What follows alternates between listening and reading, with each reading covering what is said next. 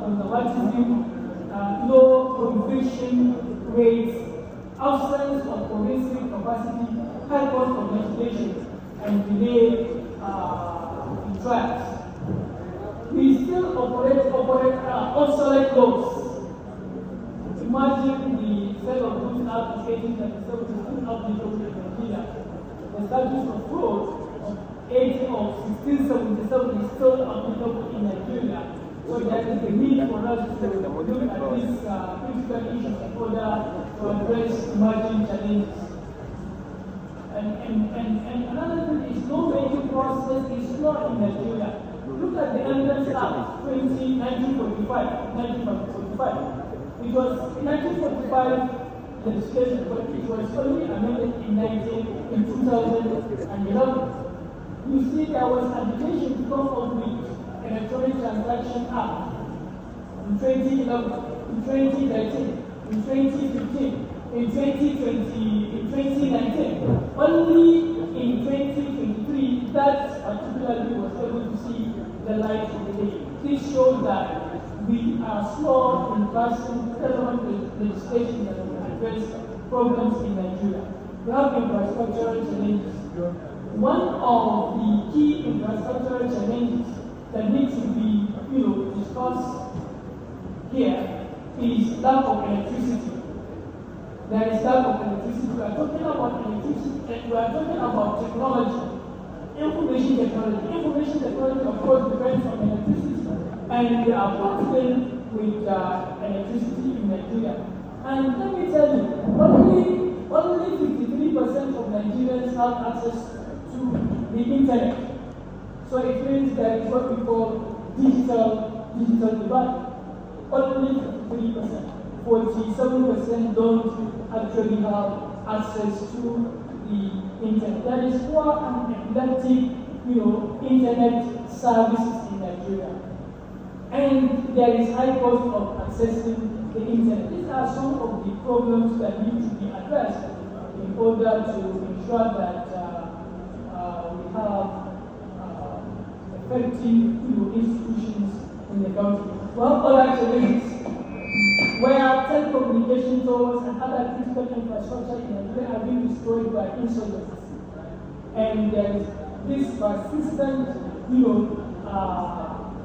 poverty, there is illiteracy and lack of synergy and international cooperation. And once we want to address these problems in Nigeria, these challenges must be addressed. There are other emerging threats like AI,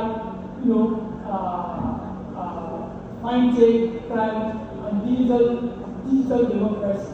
So what is the way forward? Quickly. Number one, we need to, reform our legislative processes. We need legislative reforms as well as institutional reforms. We need to do this.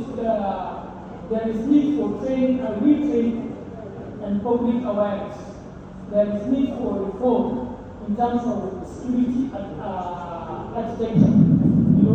We need to explore technology in order to address security challenges in Nigeria. And there is a need for us to promote digital inclusion where everybody will access the internet. And lastly, we need to embrace global technology governance and international cooperation. These issues of security, issue of governance, and so on and so forth, there is the need for international cooperation. And in conclusion, this paper has established the fact that there is a clear nexus between law, technology, governance, and security in contemporary Nigeria. And this presents a kind of benefits and opportunities, benefits and problems. The rapid development of technology offers avenue for economic growth, improved service delivery, and enhanced citizen engagement. This paper has equally established that the fact that these opportunities that we mentioned are constantly challenged by issues of inadequate legal frameworks, persistent governance deficits, and the evolving nature of security threats in the digital realm. The digital divide, corruption, and lack of institutional capacity further complicate the situation.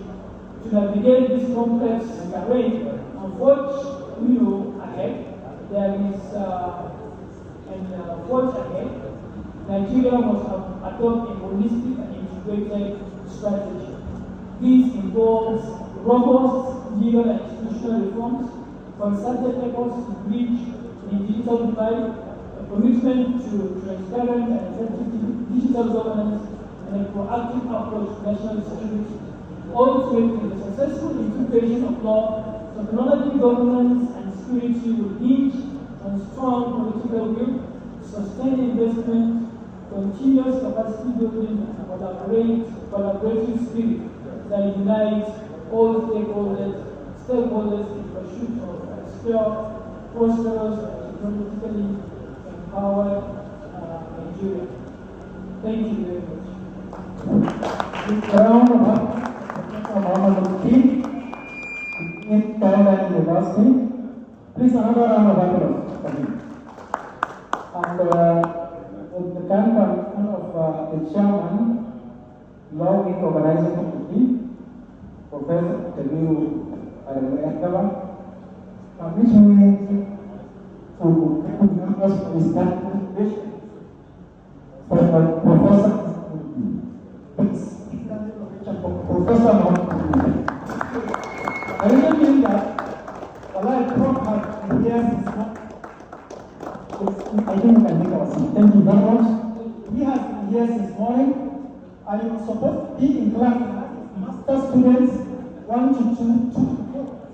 But because of the importance of scholarship, he chose to ask them to please give so that we with us. But unfortunately, we the beneficiaries, our number is not encouraging. It's unfortunate. I don't know.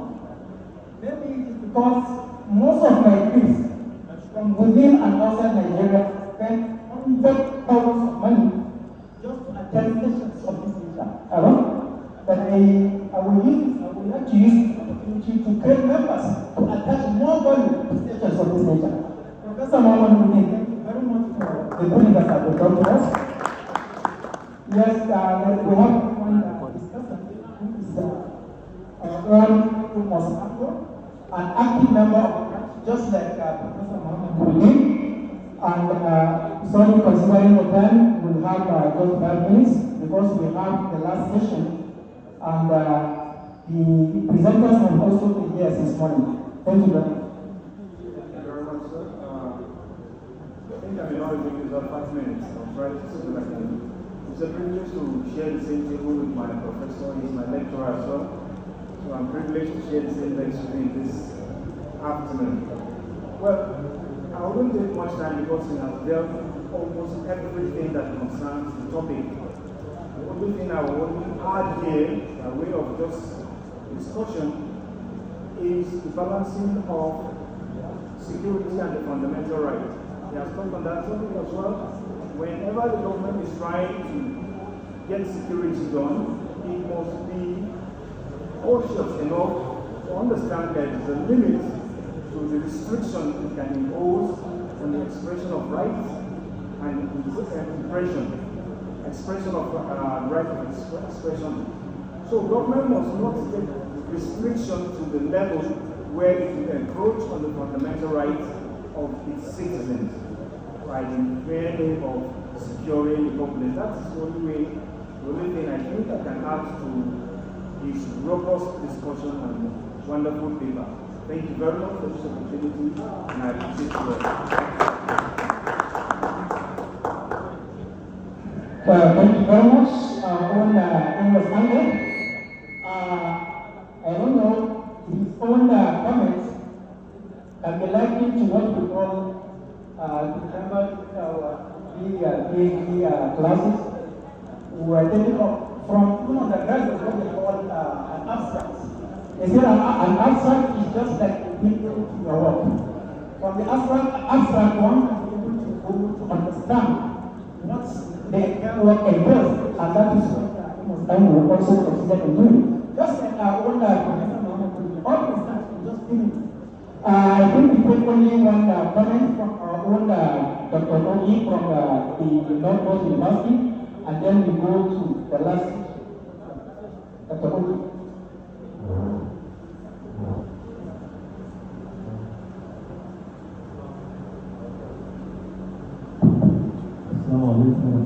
Mine is not a person, it's just a plea. I don't know who wants the copyright of this paper presented by my learned professor. I beg your indulgence to make available a copy of the paper, please. Thank you.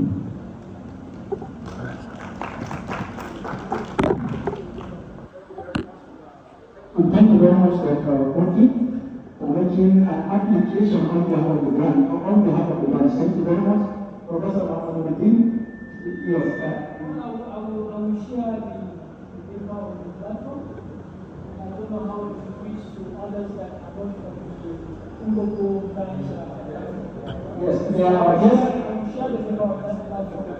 Then others that need to the presentation, I will share the Thank you very much, Prof.